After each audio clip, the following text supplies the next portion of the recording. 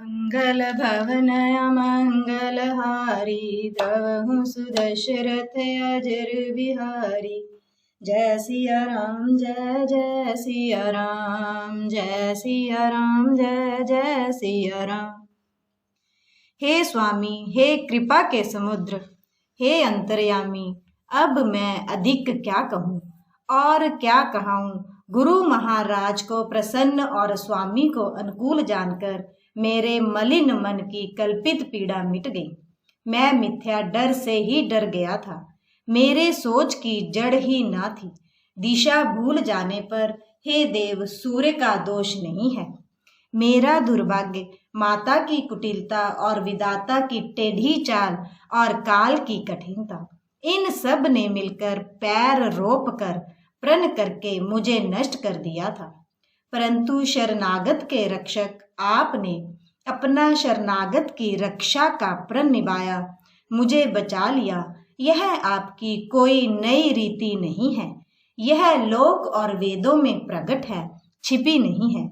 सारा जगत बुरा करने वाला हो, किंतु हे स्वामी केवल एक आप ही भले हों, अनुकूल हों, तो फिर कहिए किसकी भलाई से भला हो सकता है।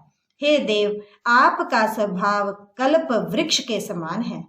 वह न कभी किसी के सन्मुख है और ना ही विमुख है, ना अनुकूल ना प्रतिकूल, कुछ भी ऐसा नहीं है। उस वृक्ष कल्प वृक्ष को पहचान कर जो उसके पास जाए तो उसकी छाया ही सारी चिंताओं का नाश करने वाली है। राजा रंक भले बुरे जगत में सभी उससे मांगते ही मन चाही वस्तु पाते हैं। गुरु और स्वामी का सब प्रकार से स्नेह देखकर मेरा क्षोभ मिट गया, मन में कुछ भी संदेह नहीं रहा। हे दया की खान, अब वही कीजिए जिससे दास के लिए प्रभु के चित्त में भी क्षोभ किसी प्रकार का विचार ना हो। जो सेवक स्वामी को संकोच में डालकर अपना भला चाहता है, उसकी बुद्धि नीच है। सेवक का हित तो इसी में है कि वह समस्त सुखों और लोभों को छोड़कर स्वामी की सेवा ही करे। हे नाथ, आपके लौटने में सभी का स्वार्थ है और आपकी आज्ञा पालन करने में करोड़ों प्रकार से कल्याण है। यही स्वार्थ और परमार्थ का सार है, समस्त पुण्यों का फल और संपूर्ण शुभ गतियों का श्रृंगार है। हे देव, आप मेरी एक विनती सुनकर फिर जैसा उचित हो वैसा ही कीजिए। राज तिलक की सब सामग्री सजाकर लाई गई है, जो प्रभु का मन माने तो उसे सफल कीजिए, उसका उपयोग कीजिए। छोटे भाई शत्रुघ्न समेत मुझे वन में भेज दीजिए और अयोध्या लौटकर सबको सनाथ कीजिए। नहीं तो किसी तरह भी यदि आप अयोध्या जाने को तैयार ना हो तो हे नाथ, लक्ष्मण और शत्रुघ्न दोनों भाइयों को लौटा दीजिए और मैं आपके साथ चलूं। अथवा हम तीनों भाई वन चले जाएं और हे श्री रघुनाथ जी, आप श्री सीता जी सहित अयोध्या को लौट जाइए। हे दया सागर, जिस प्रकार से प्रभु का मन प्रसन्न हो वही कीजिए। हे देव, आपने सारा भार जिम्मेवारी मुझ पर रख दिया, पर मुझ में ना तो नीति का विचार है ना धर्म का। मैं तो अपने स्वार्थ के लिए सब बातें कह रहा हूँ। आर्त दुखी मनुष्य के चित्त में चेत या विवेक नहीं रहता। स्वामी की आज्ञा सुनकर जो उत्तर दे, ऐसे सेवक को देखकर लज्जा भी लजा जाती है। मैं अवगुणों का ऐसा अथाह समुद्र हूँ कि प्रभु को उत्तर दे रहा हूँ, किंतु स्वामी आप स्नेहवश साधु कहकर मुझे सराहते हैं। हे कृपालु, अब तो वही मत मुझे भाता है जिससे स्वामी का मन संकोच ना पावे। प्रभु के चरणों की शपथ है, मैं सत्य भाव से कहता हूँ, जगत के कल्याण के लिए एक यही उपाय है। प्रसन्न मन से संकोच त्याग कर प्रभु जिसे जो आज्ञा देंगे उसे सब लोग सिर चढ़ा चढ़ाकर पालन करेंगे और सब उपद्रव और उलझने मिट जाएंगी। भरत जी के पवित्र वचन सुनकर देवता हर्षित हुए और साधु साधु कहकर सराहना करते हुए देवताओं ने फूल बरसाए। अयोध्या निवासी असमंजस के वश हो गए कि देखें अब श्री राम जी क्या कहते हैं। तपस्वी तथा वनवासी लोग श्री राम जी के वन में बने रहने की आशा से मन में परम आनंदित हुए, किंतु संकोची श्री रघुनाथ जी चुप ही रह गए। प्रभु की यह स्थिति मौन देख सारी सभा सोच में पड़ गई। उसी समय जनक जी के दूत आए। वह यह सुनकर मुनि वशिष्ठ जी ने उन्हें तुरंत बुलवा लिया। उन्होंने आकर प्रणाम करके श्री रामचंद्र जी को देखा। उनका मुनियों का सा वेश देखकर वे बहुत ही दुखी हुए। मुनि श्रेष्ठ वशिष्ठ जी ने दूतों से बात पूछी कि राजा जनक का कुशल समाचार कहो। यह मुनि का कुशल प्रश्न सुनकर सकुचाकर पृथ्वी पर मस्तक नवाकर वे श्रेष्ठ दूत हाथ जोड़कर बोले, हे स्वामी, आपका आदर के साथ पूछना यही हे गोसाई कुशल का कारण हो गया। नहीं तो हे नाथ, कुशल क्षेम तो सब कौशलनाथ दशरथ जी के साथ ही चली गई।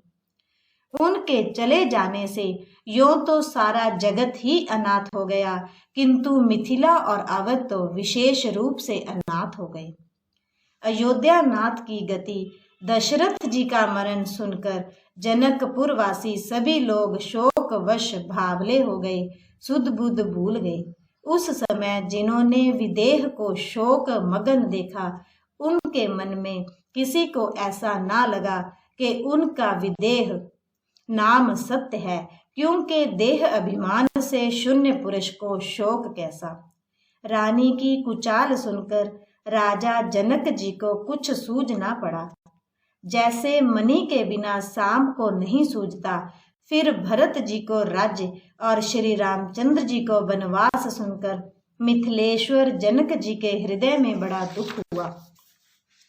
राजा ने विद्वानों और मंत्रियों के समाज से पूछा कि विचार कर कहिए, आज इस समय क्या करना उचित है। अयोध्या की दशा समझकर और दोनों प्रकार से असमंजस जानकर चलिए या रहिए। किसी ने कुछ नहीं कहा। जब किसी ने कोई सम्मति नहीं दी, तब राजा ने धीरज धर हृदय में विचार कर 4 चतुर गुप्तचर अयोध्या को भेजे और उनसे कह दिया कि तुम लोग श्री राम जी के प्रति भरत जी के सद्भाव, अच्छे भाव, प्रेम या दुर्भाव हो का पता लगाकर जल्दी लौट आना, किसी को तुम्हारा पता ना लगने पावे। गुप्तचर अवध को गए और भरत जी का डंग जानकर और उनकी करनी देकर जैसे ही भरत जी चित्रकूट को चले, वे तिरहुत मिथिला को चल दिए। गुप्त दूतों ने आकर राजा जनक जी की सभा में भरत जी की करनी का अपनी बुद्धि के अनुसार वर्णन किया। उसे सुनकर गुरु, कुटुंबी, मंत्री और राजा सभी सोच और स्नेह से अत्यंत व्याकुल हो गए। फिर जनक जी ने धीरज धरकर और भरत जी की बड़ाई करके अच्छे योद्धाओं और साहनियों को बुलाया। घर, नगर और देश में रक्षकों को रखकर घोड़े, हाथी, रथ आदि बहुत सी सवारियां सजवाई। वे दुगड़िया मुहूर्त साधकर उसी समय चल पड़े। राजा ने रास्ते में कहीं विश्राम भी नहीं किया। आज ही सवेरे प्रयागराज में स्नान करके चले हैं।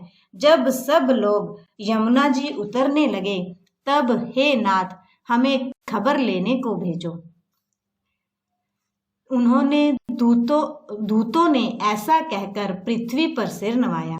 मुनि श्रेष्ठ वशिष्ठ जी ने कोई 6-7 भीलों को साथ देकर दूतों को तुरंत विदा कर दिया।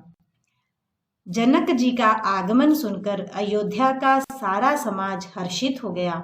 श्री राम जी को बड़ा संकोच संकोच हुआ और देवराज इंद्र तो विशेष रूप से सोच के वश में हो गए। कुटिल कैकई मन ही मन गलानी पश्चाताप से गली जाती है, किस से कहे और किसको दोष दे। और सब नर नारी मन में ऐसा विचार कर प्रसन्न हो रहे हैं कि अच्छा हुआ जनक जी के आने से 4 दिन और रहना हो गया। इस तरह वह दिन भी बीत गया। दूसरे दिन प्रातःकाल सब कोई स्नान करने लगे। स्नान करके सब नर नारी गणेश जी, गौरी जी, महादेव जी और सूर्य भगवान की पूजा करते हैं। फिर लक्ष्मीपति भगवान विष्णु के चरणों की वंदना करके दोनों हाथ जोड़कर आंचल पसार कर विनती करते हैं कि श्री राम जी राजा हों, जानकी जी रानी हों तथा राजधानी अयोध्या आनंद की सीमा होकर फिर समाज सहित सुख पूर्वक बसे और श्री राम जी भरत जी को युवराज बनावे। हे देव, इस सुख रूपी अमृत से सींच कर सब किसी को जगत में जीने का लाभ दीजिए। गुरु समाज और भाइयों समेत श्री राम जी का राज्य अवधपुरी में हो और श्री राम जी के राजा रहते ही हम लोग अयोध्या में मरें। सब कोई यही मांगते हैं। अयोध्या वासियों की प्रेममयी वाणी सुनकर ज्ञानी मुनि भी अपने योग और वैराग्य की निंदा करते हैं। अवधवासी इस प्रकार नित्य कर्म करके श्री राम जी को पुलकित शरीर हो प्रणाम करते हैं। ऊंच नीच और मध्यम सभी श्रेणियों के स्त्री पुरुष अपने अपने भाव के अनुसार श्री राम जी का दर्शन प्राप्त करते हैं। श्री रामचंद्र जी सावधानी के साथ सबका सम्मान करते हैं और सभी कृपा निधान श्री रामचंद्र जी की सराहना करते हैं। श्री राम जी की लड़कपन से ही यह बान है कि वे प्रेम को पहचान कर नीति का पालन करते हैं। श्री रघुनाथ जी शील और संकोच के समुद्र हैं। वे सुंदर मुख के या सब के अनुकूल रहने वाले, सुंदर नेत्र वाले या सबको कृपा और प्रेम की दृष्टि से देखने वाले और सरल स्वभाव हैं।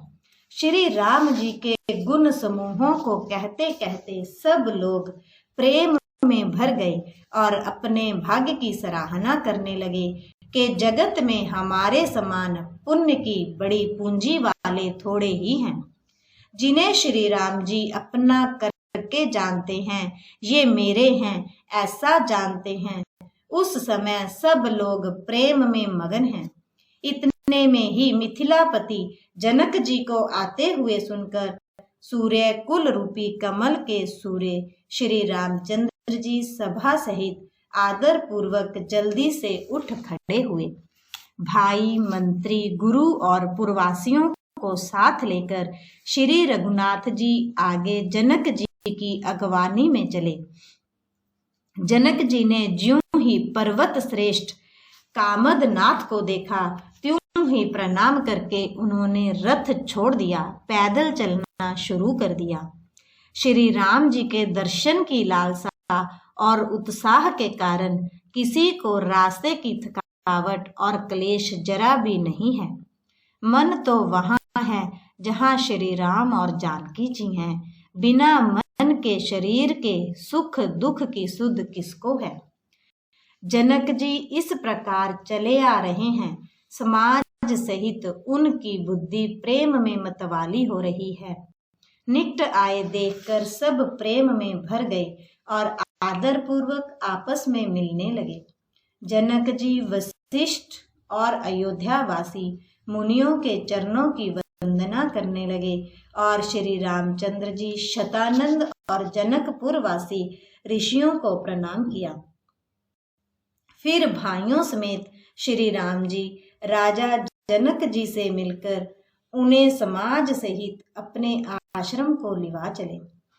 श्री राम जी का आश्रम शांत रस रूपी पवित्र जल से परिपूर्ण समुद्र है। जनक जी की सेना समाज मानो करुणा करुण रस की नदी है, जिसे श्री रघुनाथ जी उस आश्रम रूपी शांत रस के समुद्र में मिलाने के लिए जा रहे हैं। यह करुणा की नदी इतनी बड़ी हुई ज्ञान वैराग्य रूपी किनारों को डुबाती जाती है।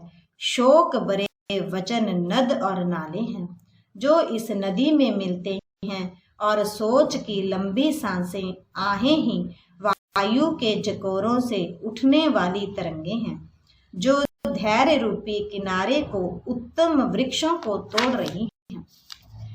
भयानक विषाद शोक ही उस नदी की तेज धारा है। भय और ब्रह्म मोह ही उसके असंख्य बंवर और चक्र हैं। विद्वान मल्लाह हैं, विद्या ही बड़ी नाव है, परंतु वे उसे खे नहीं सकते हैं, उस विद्या का उपयोग नहीं कर सकते हैं। किसी को उसकी अटकल ही नहीं आती है। वन में विचरने वाले बेचारे कोल की रात ही यात्री हैं जो उस नदी को देखकर हृदय में हार कर थक गए हैं। यह करुणा नदी जब आश्रम समुद्र में जाकर मिली तो मानो वह समुद्र अकुला उठा, खौल उठा। दोनों राज समाज शोक से व्याकुल हो गए। किसी को ना ज्ञान रहा, ना धीरज और ना लाज ही रही। राजा दशरथ जी के रूप गुण और शील को सराहना करते हुए सब रो रहे हैं और शोक समुद्र में डुबकी लगा रहे हैं। शोक समुद्र में डुबकी लगाते हुए सभी स्त्री पुरुष महान व्याकुल होकर सोच चिंता कर रहे हैं। वे सब विधाता को दोष देते हुए क्रोध युक्त होकर कह रहे हैं कि प्रतिकूल विधाता ने यह क्या किया।